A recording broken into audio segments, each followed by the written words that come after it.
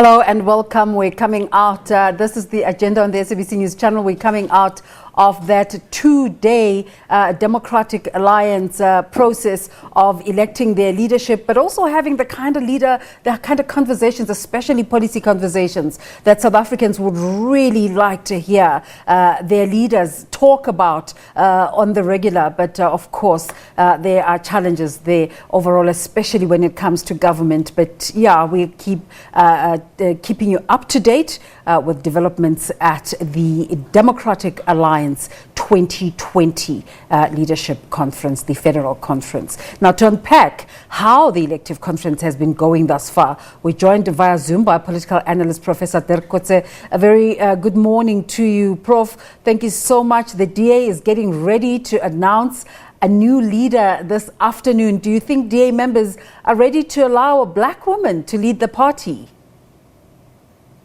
Well, that is certainly now one of the options. There's a 50% sort of option in here. It's Mbali Ntuli versus John Steenhuisen. So that is definitely, there is a chance. There's no question about it.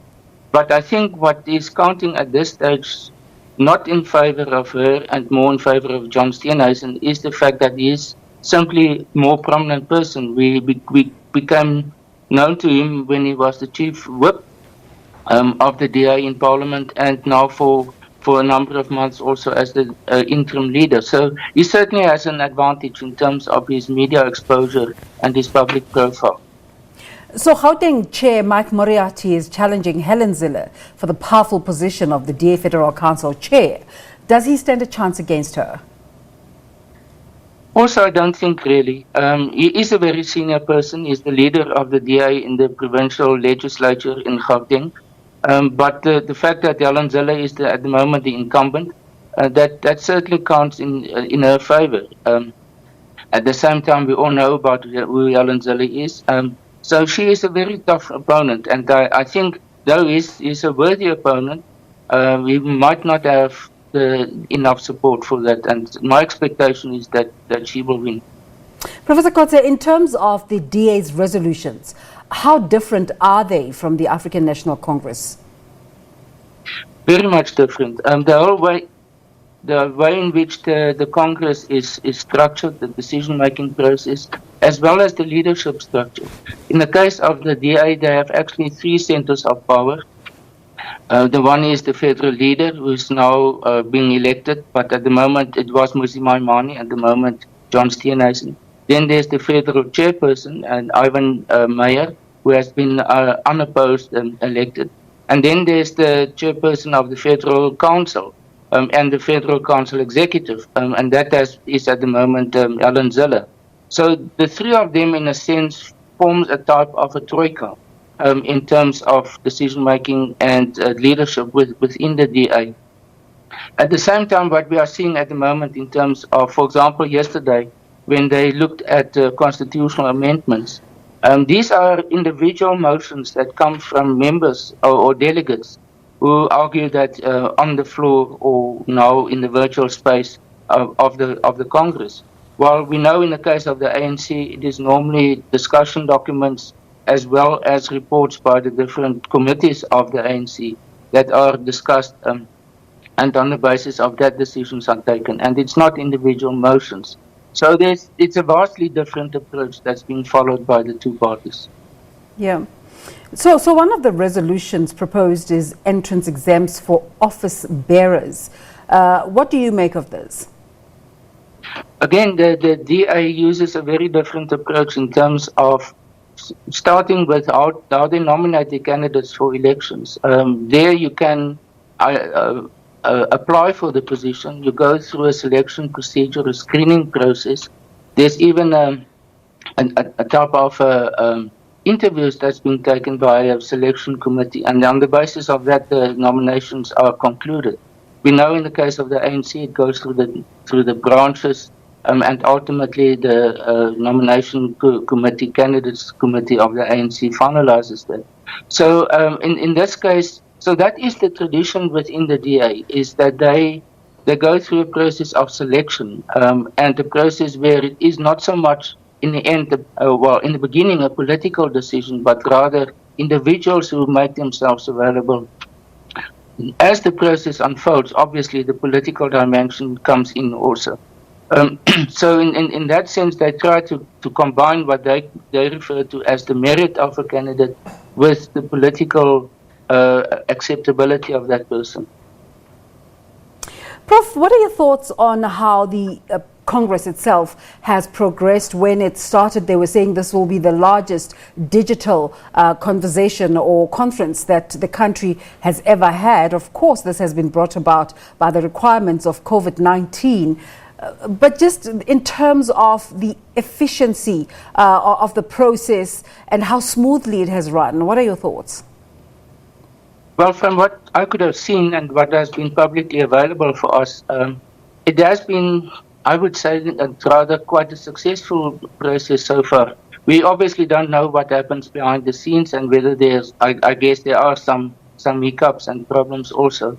What I think is also possibly a problem for many persons, and we've seen it in terms of the feedback now, is that some of the delegates had problems with their connectivity, with their computers, with in some cases that their cell phones were stolen. So these type of practical problems, they are there. It's the same with us at UNISA. We are busy with our examinations and our students experience the same type of problems. So these are matters that over time, as we become more used to this medium, will hopefully be sorted out.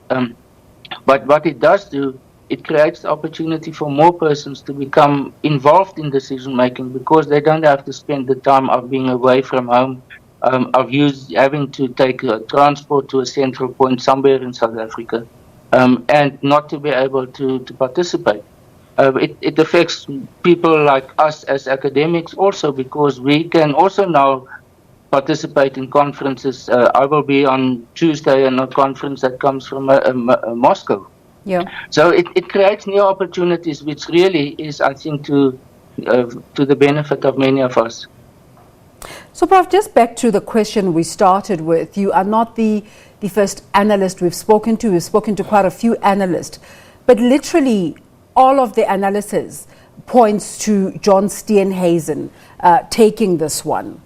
Let's say, for argument's sake, like I say, analysts have been saying that with all things considered, John Steenhuisen might take it. Let's just, play devil's advocate and say Mbali Ntuli takes this one. Where would that take the Democratic Alliance?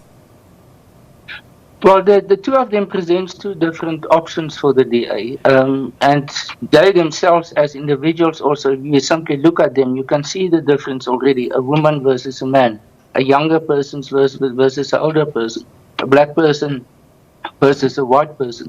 Now, these are all, in a sense, also symbols, politically relevant symbols that can play a role in how the DA positions itself in the future. But at the same time, I think one should also warn against the idea that it becomes a one man or one person show or one woman show.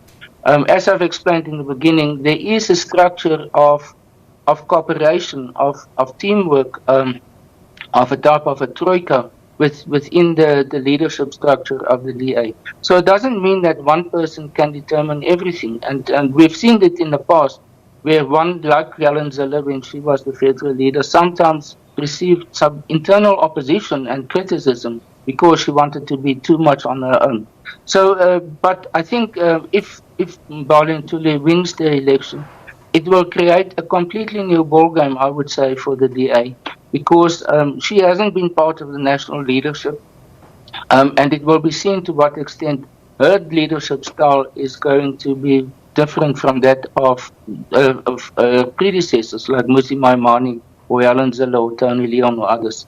And it's unknown. We don't know much about her in terms of leadership. She has been the youth leader of the DA, but not in other prominent leadership positions.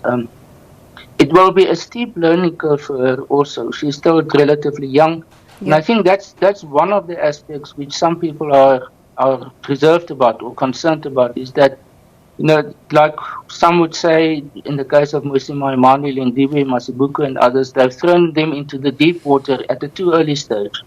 And if they were in that position, so slightly later on, after they've gained more political experience, they would have been in a much better position and much more effective. Yeah. So these are all considerations, I think, that are taken into account. It's really interesting how you're linking that response to Lindiwe Mazibuko and Musi Maimane. But thank you so much for your time, Prof. We need to go back to the conference now, but we thank you for your time this morning.